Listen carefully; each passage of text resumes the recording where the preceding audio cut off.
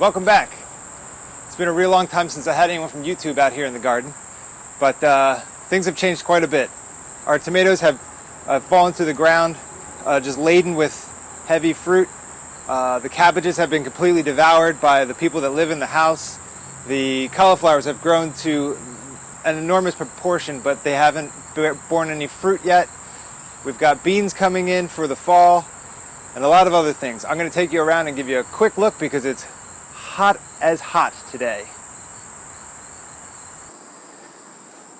As I said, our cabbage had been completely devoured by the people that live in the house.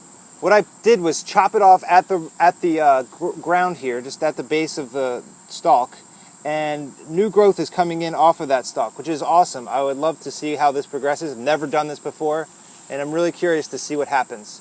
Will I get more cabbages? Stay tuned. Other than that, I've planted some other things in here I'll give you a look at right now. This is some broccoli rabe. Over here we have some more actual just plain broccoli plants and just a lot of cabbage stalks. A lot of cabbage stalks.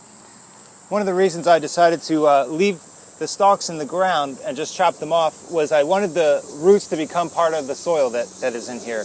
As I've said a zillion times on this channel, the soil is really clay and just pretty much devoid of any real organic material.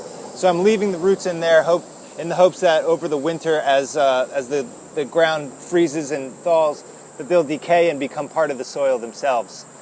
It's a good way to incorporate organic matter. I mean, those tiny capillary roots would decay in a matter of hours, I suppose, and make a pretty soupy little organic mess down there for the microbes, etc., etc. You know soil biology, it's fine.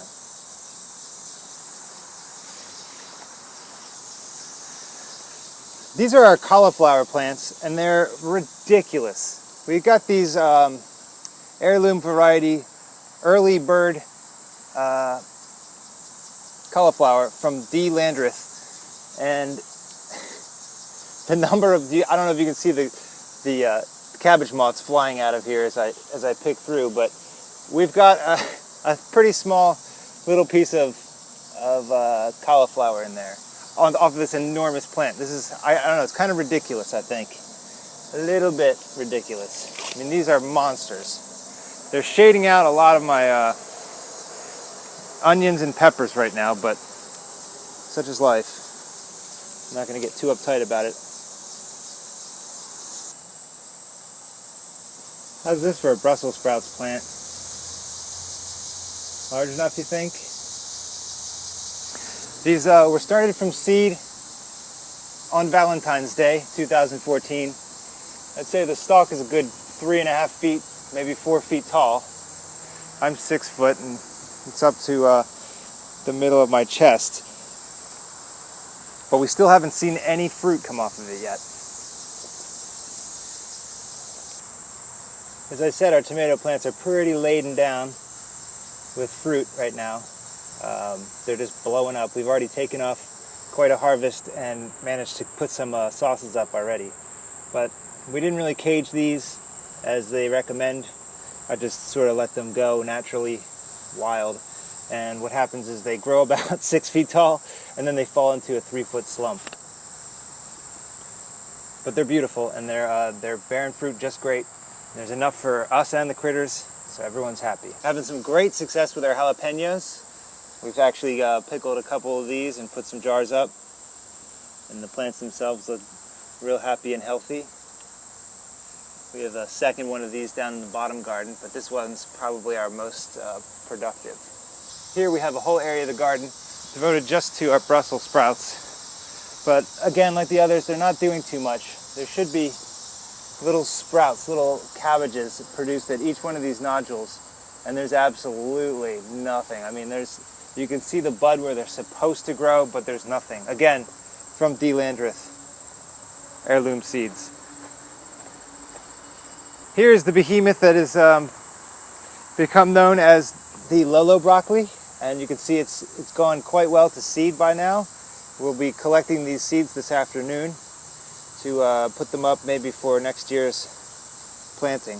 Hopefully that will go well. but they seem to develop seeds very nicely. And this broccoli is actually still producing, believe it or not. Got a nice floret there. If I could keep these genetics going for every broccoli plant in the future, that would be great. It was really delicious, and it just grew so well. I mean, we have other broccoli plants that did so-so, but this one is something special. It was that kiss that Lolo gave it. I know I talked about that loofah not being very successful. Do you see that flower in the top, middle, center, right of the screen? That's part of a loofah. It's grown itself up into the tree in the neighbor's yard. I hope that if there's enough season left for this to begin to make fruit, because it's got a healthy root system and great stalks right now. Looks like it's getting some really good sun nutrients. Sun nutrients, they call them. Jesse's got some type of summer squash or winter squash, acorn squash. I don't know what that is. I don't eat the things, so this is really inconsequential to me whether it lives or dies. But also over here in the melon patch, I have a little bit of a watermelon. And then we've got two more over here someplace. There's one. And the other is over there. Yeah. That's feeling good. Lola will love that. She loves melons so much. She'd be happier with a melon than a candy bar. That's just great for a kid. We've made our first harvest out of the raised bed here. We had carrots, radishes, beets, and we've replanted mostly just carrots and parsnips at this point for the fall and winter garden. So those should be coming up this week. So this was a big letdown this year. I put a lot of beans and peas at the base of this tripod, hoping that they would grow up here, and within weeks the deer and the bunnies had just taken them completely down to the ground.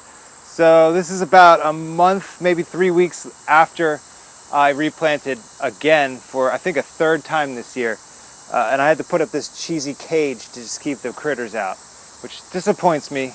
I don't like cheesy cages, and I especially don't like wire cheesy cages, but it's gonna work. I mean, it seems to have worked so far. We got some pole beans and some sugar snap peas and some sweet peas coming up on the other side there. Just inhaling gnats one after the other, excuse me. Inside of the cage, I've got celery down here, and we've been munching off that every now and again. Whenever we come out to harvest some things, we'll grab some celery, put that in a salad, whatever, in a stir fry, however we like to have it that night. You guys like to see my corn patch? Yeah, here's my corn. I put this in about the first week of November. I put in about 50, 60 pieces of corn, and I planted a little too deep. I was in a rush. I didn't do a very good job, but here's corn. This is corn. Let's take a close look at how we got it. Be some good eating off of that. Chuck this right into the compost pile.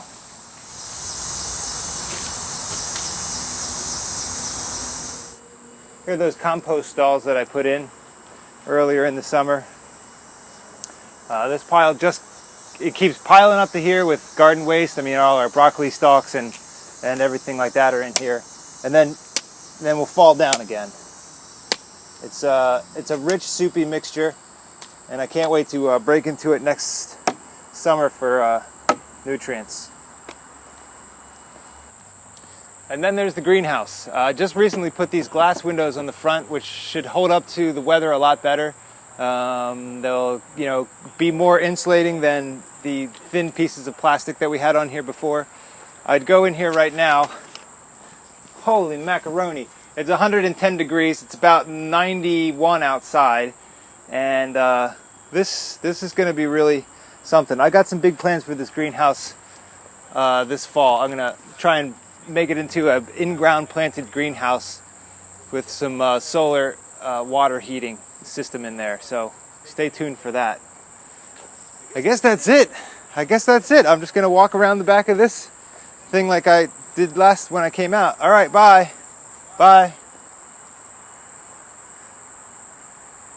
Jesse, did they leave? Did the YouTube leave? Okay. Still out there, Jesse. I'm just gonna go over here. I'm running this way.